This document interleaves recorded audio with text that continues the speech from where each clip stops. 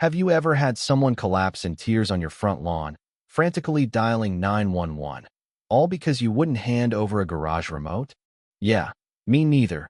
At least not until my grandparents' Victorian house turned my peaceful existence into a dramatic saga. It starred a woman who believed 30 years of friendship gave her a claim to my inheritance, nearly landing herself in handcuffs over something that was never hers to begin with. I never planned on returning to my hometown of Willow Creek. The tech startup scene in Seattle had been good to me, until the layoffs hit and my cozy coding gig vanished overnight. But life has a funny way of shutting one door and swinging open another, even if that door is the ornate mahogany entrance to my grandparents' 1890s Victorian mansion. When my grandmother passed, it hit me hard. Cancer's brutal like that. It gives you time to brace yourself, but never enough to feel ready. What I didn't see coming was her leaving the house to me. Not my dad, not my aunts, but me, the grandson who'd bolted across the country chasing tech dreams.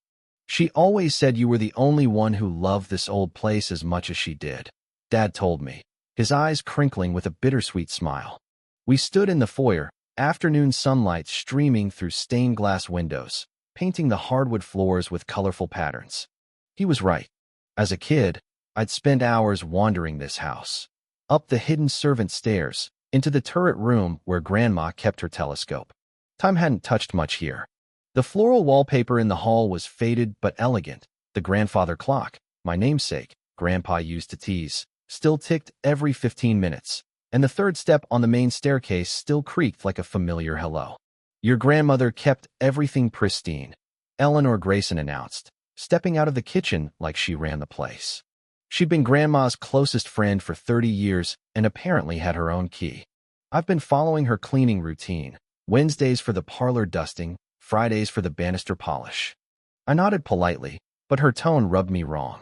She talked about the house with a proprietary air that set my teeth on edge. Dad picked up on it too, clearing his throat. That's kind of you, Eleanor, but Daniel's moving in now. He'll take it from here. Eleanor's smile didn't falter, but something flashed in her eyes. Oh, of course, she said, waving a manicured hand. I'll still drop by to help, naturally. Helen and I had a rhythm. You know, I was practically part of this place, especially these last few years. That phrase, practically part of this place, made my shoulders tense. I'd dealt with entitled tech bros for years. I knew that vibe, now dressed up in lavender perfume and a pearl necklace. I appreciate all you've done, I said cautiously, but I'd like some time to settle in and set my own pace. Of course, dear, Eleanor replied, but she didn't budge. Instead, she drifted into the living room, adjusting a picture frame that was already straight. I'll need a new garage remote, by the way. The old one's glitchy. I shot Dad a look. I hadn't even known she had a remote. Actually, I said, keeping my tone even, I think I'll hold on to the remotes for now. Eleanor turned, her styled hair catching the light. Oh, but I need access to keep an eye on things. The garage is where Helen stored all the holiday decorations. I always helped her set them up. And there it was, the first skirmish over a cheap piece of plastic. I had no clue it'd escalate into suburban chaos, complete with police lights in my driveway. But I'm getting ahead of myself. The next few weeks were a whirlwind of unpacking, nostalgia, and increasingly weird run-ins with Eleanor. She'd pop up at the worst times, when I was knee-deep in family relics or troubleshooting my remote work setup in the study. Daniel, dear, her voice would cut through my noise-canceling headphones during Zoom calls. I brought my famous chicken casserole. At first, I tried to be patient. She'd been tight with Grandma, after all. But there was something off about how she roamed the house, touching everything, reminiscing about furniture she claimed she'd helped pick out, like she was the docent of her own museum, not a guest in mine. The tipping point came on a dreary Thursday afternoon. I was in the garage, sorting through decades of treasures Grandma had collected, antiques, each wrapped and labeled. I'd just unwrapped a gorgeous Art Nouveau vase when I heard tires crunching on wet gravel. Eleanor's Lexus rolled up, but she wasn't alone. A guy in a sharp suit climbed out, holding an umbrella over them. This is the garage I mentioned, Thomas, I overheard through the open side door. Perfect for a workshop conversion, great ceiling height. I stepped out, vase in hand. Excuse me. Eleanor didn't blink. Oh, Daniel, good timing. This is Thomas Reed from Prestige Realty. I was just showing him the property's potential. The realtor offered a handshake I ignored. MS. Grayson's told me all about this stunning home. The historical value alone. Eleanor. I cut in, fighting to stay calm. Why are you showing a realtor around my house? She laughed, that high-pitched trill from Grandma's old tea parties. Don't be ridiculous, dear. I'm just getting an expert opinion. This place could be a charming inn or an antique shop. Helen and I talked about it constantly. What Grandma talked about with you doesn't matter, I said, setting the vase down. This is my house now. You can't bring people here to appraise it without my say-so. Eleanor's smile tightened. Daniel, I practically managed this place for 30 years. Helen depended on me for everything. What she depended on you for doesn't change that she left it to me, I snapped. I want you both to leave. Now. Thomas looked mortified. I'm sorry, I didn't realize, MS. Grayson suggested she had permission. She doesn't, I said. And don't come back. As Thomas scurried to his car, Eleanor's mask slipped. How dare you humiliate me like that? After all I've done for this family? Helen swore I'd always have a place here. As a friend, maybe. I replied, pulling out my phone. Not an owner. I'm changing the locks today, Eleanor. Hand over the remote and any keys you have. Her expression cycled through shock, hurt, fury, then something colder. You can't do this. I have rights. No, you don't, not legally.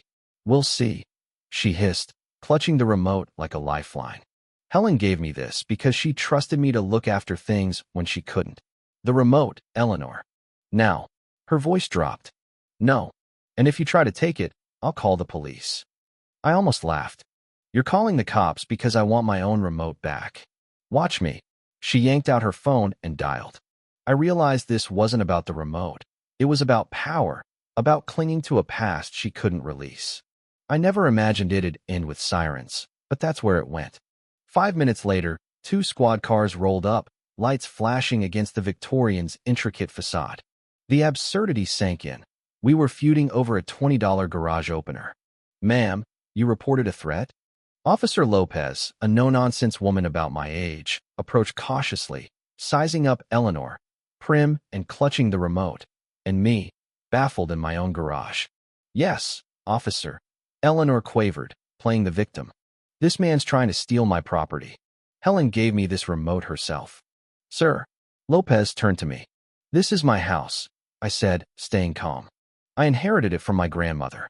Eleanor was a family friend with access while Grandma was alive, but now she's refusing to return the remote and brought a realtor here without permission. He's lying. Eleanor's voice spiked. Helen promised me I'd always have access. Look, she fumbled with her phone. I have pictures, texts. Ma'am, Lopez interrupted. Property rights come from legal documents, not texts. Do you have paperwork proving you belong here? Eleanor flushed. I don't need paperwork. I was Helen's best friend for 30 years. I kept this house alive when she was ill. Ask anyone in town. Practically living somewhere doesn't make it yours, I said softly. Then it hit me. Officers, want to see my security footage? Eleanor's head whipped around. What? I opened my phone app. I set up cameras last week after stuff kept moving in the garage. Caught something interesting yesterday. Her face paled as I showed Lopez a clip. Eleanor, 2 a.m., trying her key in the new garage lock, then fiddling with the keypad. MS. Grayson, Lopez's tone sharpened. Were you attempting unauthorized entry? I was just checking on things, like always. Eleanor stammered, her poise crumbling. You don't get it. I did everything for Helen. This house was my life, too. He can't erase 30 years. The second officer stepped in. Ma'am, without the owner's consent, you've got no right to be here. Return the remote now. But you can give it back, Lopez cut in, or we can add theft and attempted break-in to the list. The remote hit the ground as Eleanor broke down, sobbing real tears this time. You don't understand. Helen was my rock. When my husband died, she gave me purpose. This house, it's all I have left of her. I felt a pang of pity. Loss can make you grip onto things too hard. But there were limits. Eleanor, I said gently, I need you to leave. I'm filing for a restraining order. You wouldn't dare. Try me. I grabbed the remote. Officers, I want to press charges for the break-in. What followed was a haze of statements and paperwork. Eleanor was escorted off, still insisting she'd fight this. As the cars left, I stood there, remote in hand, marveling at how something so trivial had blown up. But it wasn't over. The next morning, my inbox overflowed with neighborly tales about Eleanor and Grandma, some siding with her, some with me. This was about to split Willow Creek in two. Then Dad arrived, holding a weather journal. "Found this in my attic," he said, face unreadable. "It's your grandmother's diary. You should read it." That night, in Grandma's favorite armchair, I cracked it open. What I read flipped everything I thought I knew. Eleanor stopped by again. One entry from 15 years ago began. "I adore her, but her fixation on this house troubles me.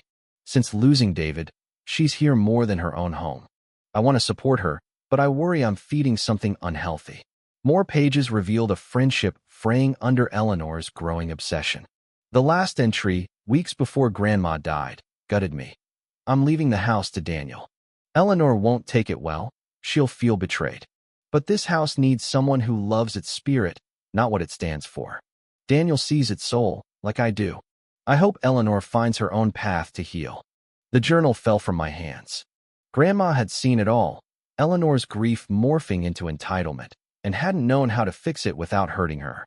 The next day, Eleanor sued for partial ownership, citing years of unpaid work and vague promises.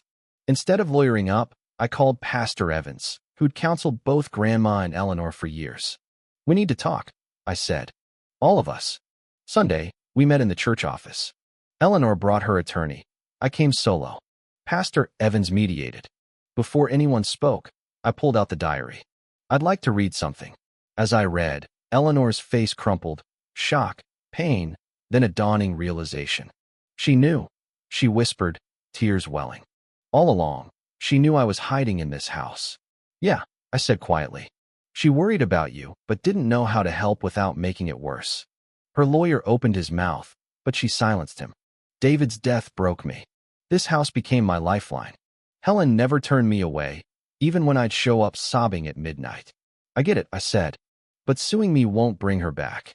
Pastor Evans leaned in. "Eleanor, the church has that vacant cottage. We've wanted to make it a community hub. It needs someone with your flair, your history knowledge." I nodded. "Someone who could make it a place of comfort, like this house was for you. I'd donate some garage antiques. They should be shared." For the first time, I saw the real Eleanor, not the woman who'd sicked cops on me, but a lost soul. "You'd let me after all this?" "It's what Grandma would have wanted," I said. The lawsuit vanished the next day. 6 months later, I cut the ribbon at the Willow Heritage Cottage, where Eleanor led tours of rooms brimming with local lore, including a nook for Grandma. The Victorian's still mine, but the tension's gone. Eleanor visits now, invited, and her stories about Grandma make me laugh and tear up. We're not buddies, but we've found peace honoring the woman we loved. The remote? It's in a shadow box at the cottage, labeled the tiny trigger of a big shift, proof that small things can guide us right where we're meant to be.